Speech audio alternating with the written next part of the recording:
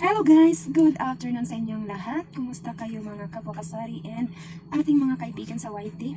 So welcome back again sa my YouTube channel. So for today's video guys ay magsi-share tayo about sa ating tindahan. So sasagutin ko lang yung tanong ng ating kaibigan guys na si Jello. Ayan. So ito yung ano niya. Siniscreenshot ko lang para mabasa ko, no? Si Sis Jello Charlie.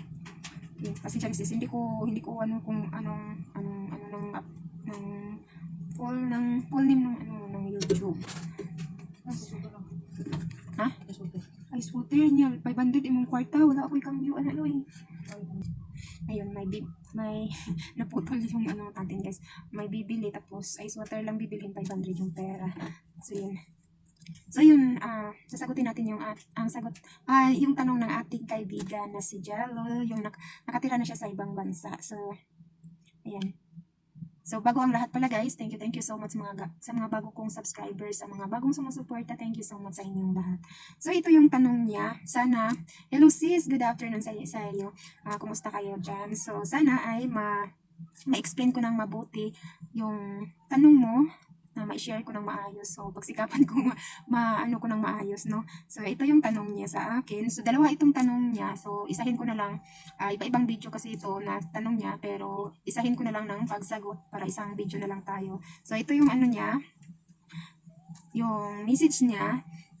Galing naman ng Alcansya mo sis, practical na pag-iipon talaga. By the way, pwede mo ba ma-share halimbawa how much kinita mo in a week? As in sa lahat ng benta, tapos magkano yung tinatabi mo for pambili ng paninda and sa tubo, or araw-araw ka ba nagtatabi ng tubo? Sorry, wala kasi ako idea, sabi ko nga sa'yo, isa yan sa pangarap ko ang magkatindahan. So yun yung tanong ni sis, ng ating kaibigan na si Jello. So yung isang tanong niya, marami-raming paninda na naman yung sis. Nakaka-amaze. Paano mo napapagkasya lahat sa munti-mong tindahan? And kabisado mo saan nakalaga? Kabisado mo, ayun. Kabisado mo. Saan nakalagay?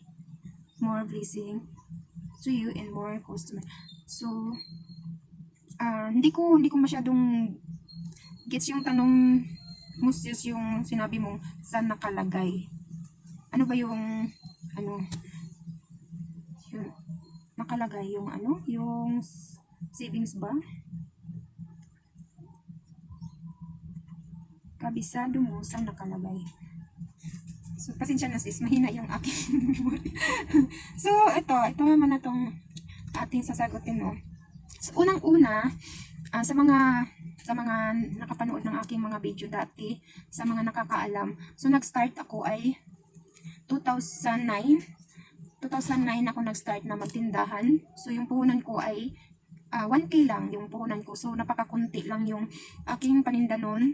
At syempre yung inuuna kong yung mga mantika, tuyo, suka, yun yung mga mga common yung talagang hinahanap na madalas sa mga tao.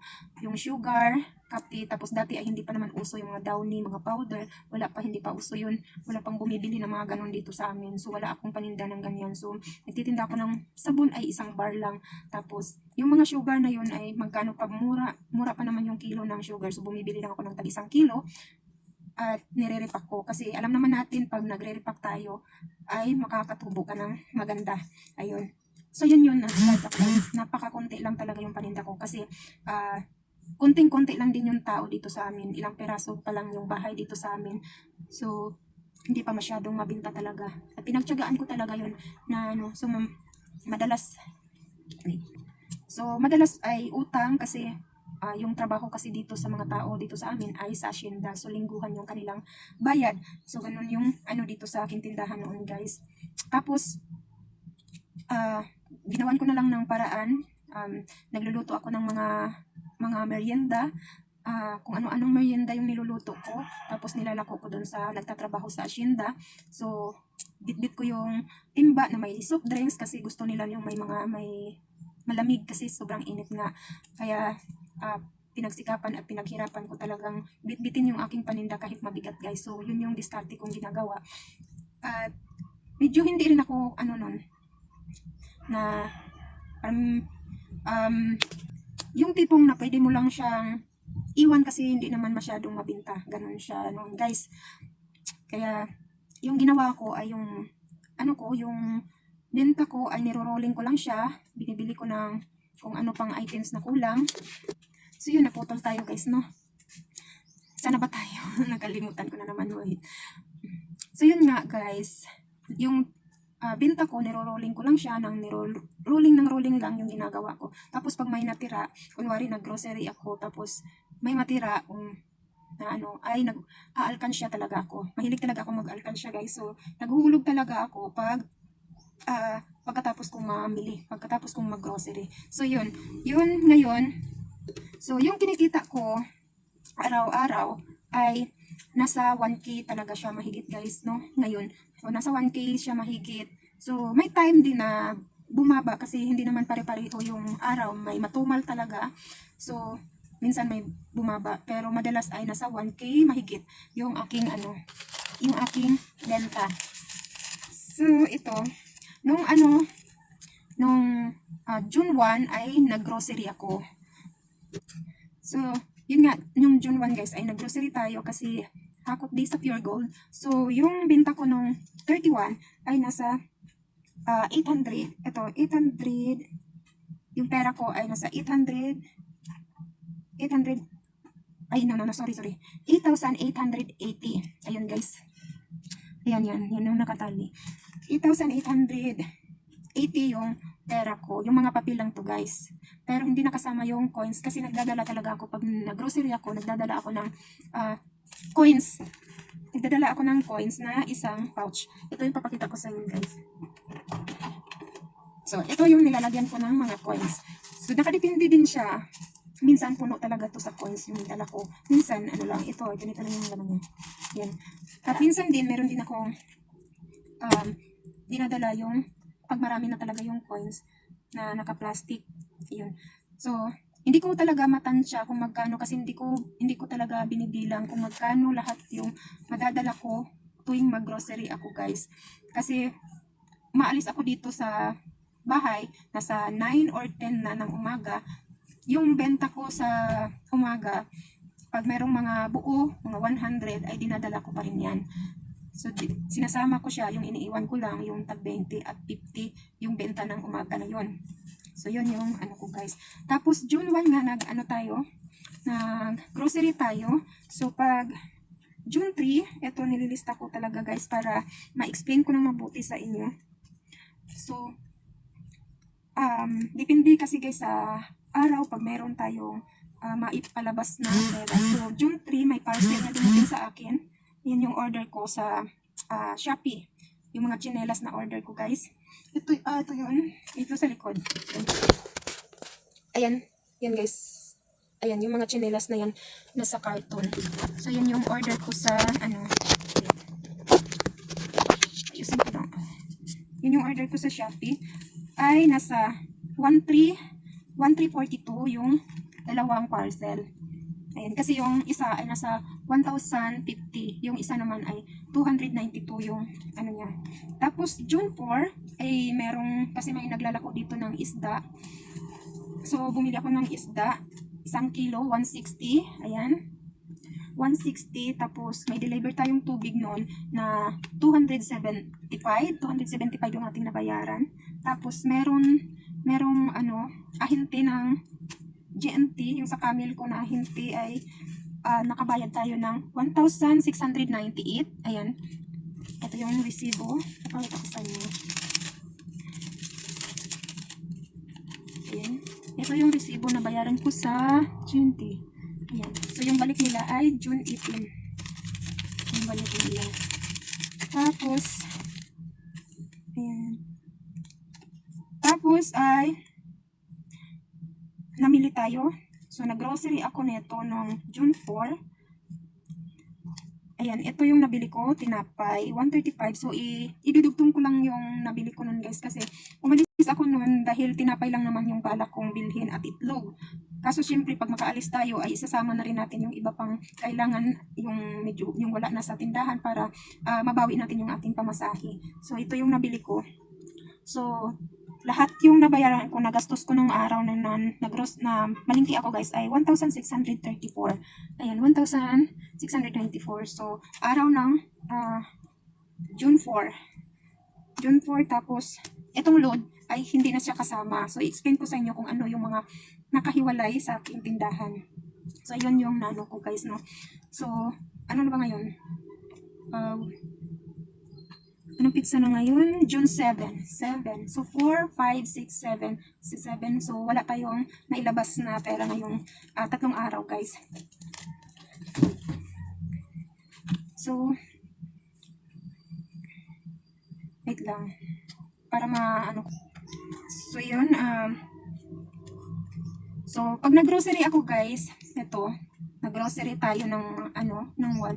Pag may natira ako, hindi ako araw-araw talaga nagsisavings.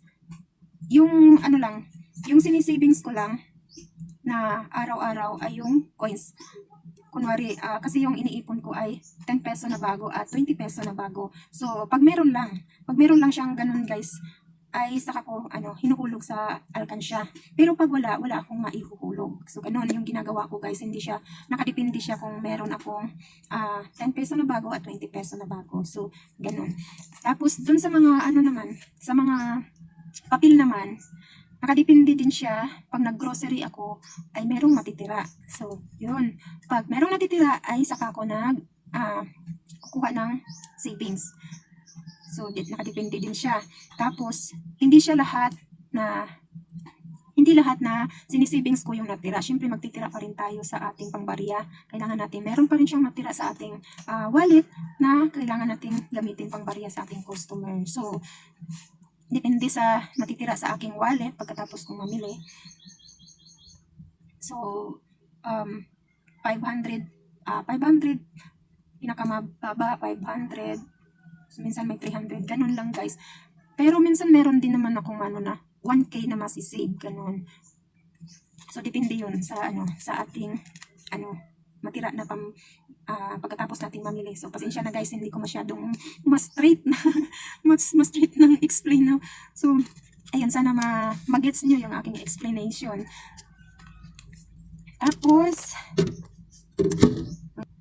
so yun no, yung ni Sis Jello ay magkano yung pambili ng paninda. So, yung pambili ko ng paninda ay hindi pare-pareho. Minsan na kaabot ako ng 11K, 12. So, ganun, pababa. Hindi na siya ganyan lang siya, guys. 12, 11, ganun lang siya, yung aking mga pambili.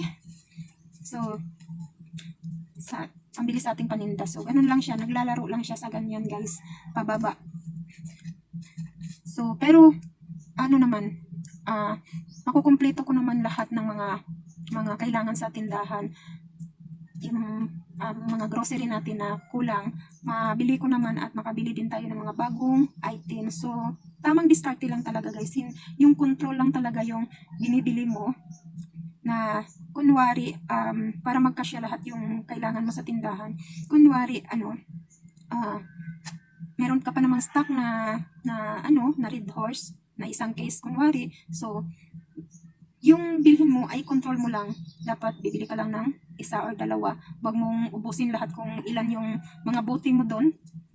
Huwag mong ubusin lahat na bilhan kasi isipin mo na meron ka bang ibang bibilhin para makumpleto lahat. So, kunwari ako minsan pag sa tingin ko yung dala kong pera ay sobra-sobra, ay nakakabili ako ng isang karton ng mga tanduay. Pero pag once na tingin ko meron pa naman akong natira na stock na tanduay, mga ilang piraso pa ba, depende kung ilang piraso matitira, hindi muna ako bibili ng isang box. So, magdagdag lang ako ng kalahati, ganun yung ginagawa ko guys, para lahat ay mabili ko lahat yung items na paninda natin na kailangan natin sa ating tindahan. So, yun guys, no? At, So yun nga guys. So yun nga no, na yung sa tubo. So nagtatabi ako ng nagtatabi ako ng mga 500, 300, minsan nasa 1k pataas, ganun. Hindi, nasa 1k pababa lang yung aking sinisave talaga guys. So yun nga, sabi ko nakadepende siya sa matitira ng tapos hindi siya araw-araw, linggo, kasi lingguhan ako mamili. So minsan minsan dalawang beses sa isang linggo, pero hindi talaga siya linggo na nagsisave ako. Depende siya sa matitira ng aking So, explain ko kung paano ko nasuportahan. So, nasuportahan kasi sinabi ko na sa inyo na dito lahat sa tindahan, kinukuha yung aming kailangan sa bahay, sa gastusin namin, lahat-lahat, bayarin, dito ko kinukuha. So, unang-una guys, ngayon, medyo sakit sa ulo yung aking bill ngayon. So, ito ipapakita ko sa inyo kasi hindi pa ako nakabayad ng aking bill. Hindi pa ako nakabayad, guys. So, sa inyo ba ay magkano yung kilowatts ng inyong kuryente? So, dito sa amin, guys, ay tumaas siya. Noong April ay tumaas siya, naging 14 kilowatts mahigit. Tapos, nitong May ay tumaas na naman siya, naging 17 mahigit yung kilowatts niya. So, ang nangyari, sobrang laki ng aking bill, guys. So, ito yung aking bill na babayaran. Hindi mag-focus. Ayan. Ayan guys. Kikita nyo. Sobrang laki. Grabe guys, no? Sobrang laki. So, nakakaloka. So, yun. 2,405 yung aking bill. 0.70 guys, no? Sobrang laki. So, yung gamit ko lang naman dito ay dalawang rip. Isang piece wifi at wifi. So, may bagong nagdagdag ito ng yung wifi ko. Yung May pa. Tapos, isang electric fan, dalawang ceiling fan, tapos yung yung ilaw namin, na Bisaya na. Yung ilaw namin guys ay, yung gamit na gamit lang talaga, ay itong sa tindahan, sa harap ng tindahan, tapos sa sala. Yung sa kusina, binubuksan lang yan pag ginagamit namin ng kusina, pati yung dalawang kwarto, pag ginagamit, yan lang. Tapos meron akong play box, pero bihira lang namin ginagamit yan. Pag meron lang mga okasyon, ganun lang. Tapos yung TV ko ay hindi na kami nanonood ng TV kasi nga cellphone na yung ginagamit namin. Pero ganito yung aking bill, napakalaki guys, no? So, yun. So, paano ko ba siya na gawa ng paraan na hindi ako kakamot ng aking ulo? So, yun. Sasabihin ko muna sa inyo kung ano yung aking mga bayarin guys. So, meron akong SSS, meron akong PhilHealth.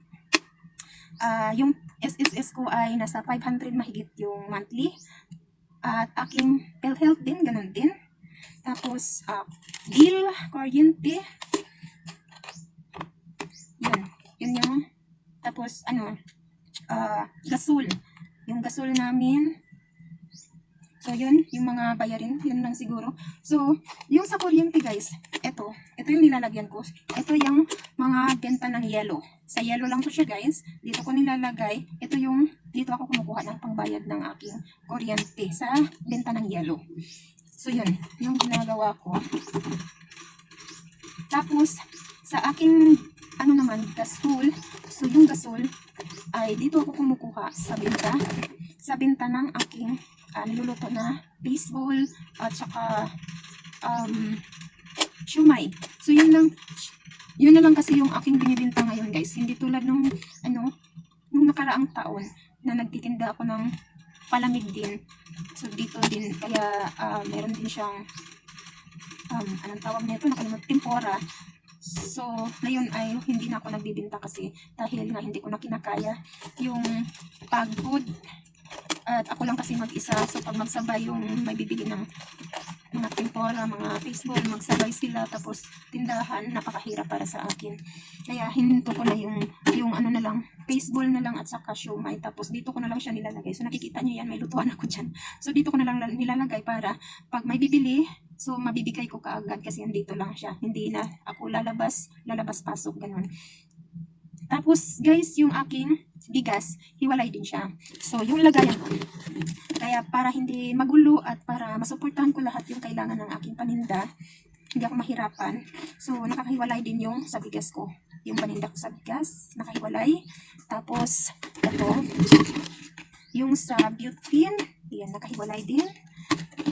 So, nakahiwalay silang lahat para hindi tayo mahihirapan. At, wait, ito lang. At ito naman ay sa BioHerb na binibinta ko, na nakahiwalay din. At sa Gcash, nakahiwalay. Tapos ito naman ay sa Load, nakahiwalay din siya. So, yun guys, yung ginagawa ko para hindi tayo mahirapan. At dito naman sa aking tindahan. So, yan.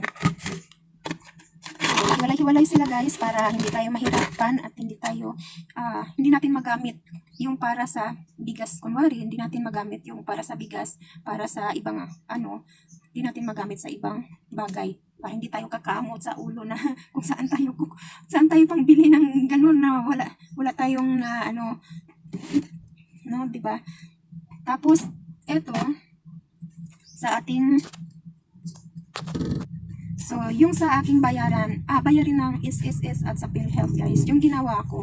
So yun nga, nagsiseparate din ako dito sa wallet. So nagsiseparate ako dito para pag-ipunan yung bayarin sa aking SS kasi nagbabayad ako January. So binabayaran ko na ng 12 months yung ko guys, para hindi na ako pabalik-balik kasi mahirap kasi na monthly ka nagbabayad. So yung kasi namin sa ibang city pa yung SS, kaya mahirap. Kaya nagbabayad ako ng 12 months. So yung ginagawa ko, nag-iipon ako dito. So pag meron nga akong natira sa aking pag-grocery guys, iba yung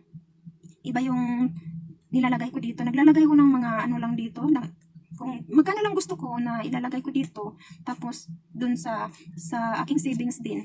So yun yung ginagawa ko guys, para hindi tayo kung may kailangan ako na importante kailangan bilhin, or tulad nung sa aking anak na kailangan bumili ng gagamitin sa moving app, so hindi mo na bubuksan yung iyong savings para lang makabili ka. So naglalagay talaga ako dito guys ng nagsisave talaga ako dito para sa kakailanganin namin. At ito naman yung tubo ko sa load. So pag naglo-load din ako guys, kung magkano yung natira, niluludan ko kaagad pag mag-grocery ako. So nagpapaload ako. So ang sa Globe depende kasi mas malakas ang Globe. So nakadepende siya. Ang ginagawa ko basta sumakto lang siya ng 1.3 ganun.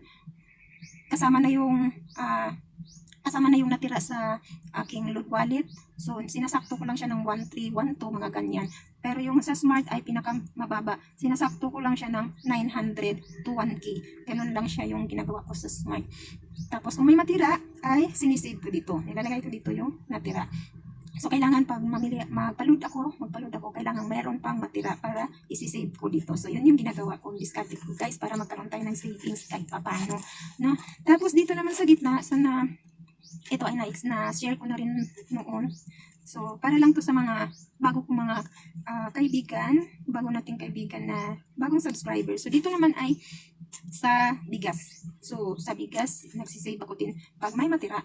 Ngayon kasi guys ay yung bigas ko ay dito rin kami kumukuha ng ginagamit namin, yung kinakain namin. So yung bigas ko hindi siya masyadong malaki yung aking maisisave dahil hindi naman siya ganun kalakasan yung bigas, dahil na syempre yung tao ay bibili na lang ng maramihan sa para makasave sila. So ang dito sa tindahan ay pag magkulang lang yung kanilang budget or magkulang yung kanilang nabiling bigas, so ganun lang. Kaya halos yung bigas ko ay lang yung ginagamit namin. So ang nangyari sa bigas ko ay pag kulang yung aking benta sa bigas ay dito ako kumukuha, nagdadagdag sa aking tindahan pangbili ng bigas. So yun yung ginagawa ko guys. At syempre kailangan din natin samahan ng pagtitipid na yung hindi naman importante na bagay ay wag na nating bilhin. So ako naman medyo nga magastos na ako ngayon dahil nag-order ako ng mga items na kailangan sa ating katawan. Ganun. So, nag-order ako pa, ano kasi ako pag nagtingin-tingin ako sa TikTok or sa may mga nakikita ako. So, naiinganyo din ako minsan, guys. Pero, ano naman, yung control ko naman siya na hindi tayo maano. Tapos, may ano din tayo, so every 3 months, meron tayong inject na kailangan nating, so 700 yung dipo ko, guys, kasi nagdidipo ako buti ngayon every 3 months na siya, so 700 yung inject. Tapos meron akong iniinom na gamot na tag 19 pesos yung isa. So araw-araw yan, guys, no, yung nireresita ng ating doktor. Tapos siguro next na balik ko ay kailangan ko na namang magpa-ultrasound dahil yun yung sabi ng OB-GYN ko, kailangan natin magpa-ultrasound ulit. So yun, maraming gastos, guys. So kailangan madiskarte ka talaga tayo. Kailangan marunong ka talagang humawak ng pera, magtipid, at mag-isip kung ano pa yung maidagdag sa iyong tindahan na pagkakitaan mo.